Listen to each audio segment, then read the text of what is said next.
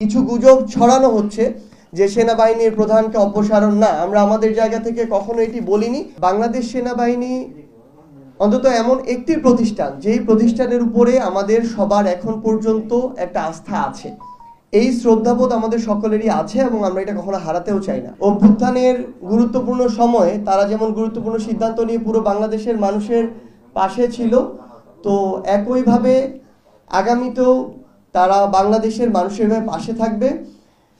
যে একটি ঘটনা সামগ্রিকভাবে আমরা শুনতে পাচ্ছি, আমরা মনে করি যে বিষয়টি অনেকটি এরকম নয় এবং এখানে জনগণের সাথে কিংবা জাতীয় নাগরিক পার্টির সাথে বা রাজনৈতিক দলগুলোর সাথে সরাসরি সেনাবাহিনীকে প্রতিপক্ষ করার কোনো বিষয় নেই।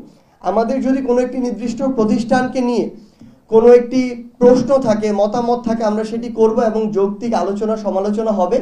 কিন্তু সবচেয়ে গুরুত্বপূর্ণ হচ্ছে কখনো আমরা এই অভ্যুত্থানের পক্ষের যারা শক্তি ছিলাম তারা আমরা কখনো এই বিষয়গুলোতে মুখোমুখি অবস্থানে কখনোই দাঁড়াবো না।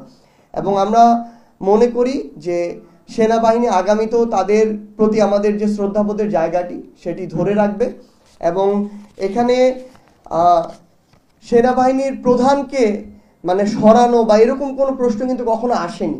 কিছু গুজব ছড়ানো হচ্ছে যে সেনাবাহিনীর প্রধানকে অপসারণ না, আমরা আমাদের জায়গা থেকে কখনো এটি বলিনি এবং আমরা মনে করি এই অবস্থাও তৈরি হয়নি এবং আমরা এই অবস্থা যেন তৈরি না হয় নির্বাচনের পূর্ব পর্যন্ত, সেটি আমরা বাংলাদেশ সেনাবাহিনীর সাথে প্রতিষ্ঠান হিসেবে রাজনৈতিক দলগুলোর এবং আমাদের যে শ্রদ্ধাশীল যে সম্পর্ক, আমরা চাই সেই সম্পর্কটি সবসময় ছিল, আছে এবং আগামীতেও থাকবে। আর মব জাস্টিস কখনোই কাম্য নয়। খুব স্বাভাবিকভাবেই এই মব জাস্টিস আমাদেরকে আমাদের আকাঙ্ক্ষিত যে চাওয়া সেটির দিকে নিয়ে যেতে পারে না। কারণ দিন শেষে আমরা যদি আমাদের সুষ্ঠু বিচার ব্যবস্থা চাই, আমরা চাই আমাদের বিচার ব্যবস্থা, আইন শৃঙ্খলা রক্ষাকারী বাহিনী আইনানুগভাবে তাদের ফাংশনগুলো করুক, আবার একই দিকে আমরা যদি মব জাস্টিসের এই বিষয়টি কেউ করে তাহলে দুইটা কিন্তু সাংঘর্ষিক হয়ে যায়।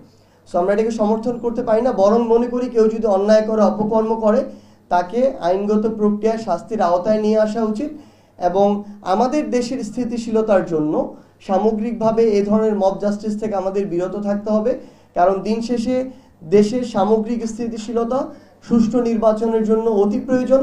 আমরা সবাই, অন্তর্বর্তীকালীন সরকার বলেছে, বিএনপি তাদের পক্ষ থেকে বলেছে, জামায়াত সহ অন্যান্য রাজনৈতিক দলগুলো বলেছে, আমরাও আমাদের জায়গা থেকে জাতীয় নাগরিক পার্টির পক্ষ থেকে বলেছি যে অন্তর্বর্তীকালীন সরকার যদি ডিসেম্বর, জানুয়ারি, ফেব্রুয়ারির মধ্যে এই ইলেকশনটি করার মতো আয়োজন করতে পারে, আমাদের এক্ষেত্রে কোনো দ্বিমত থাকবে না।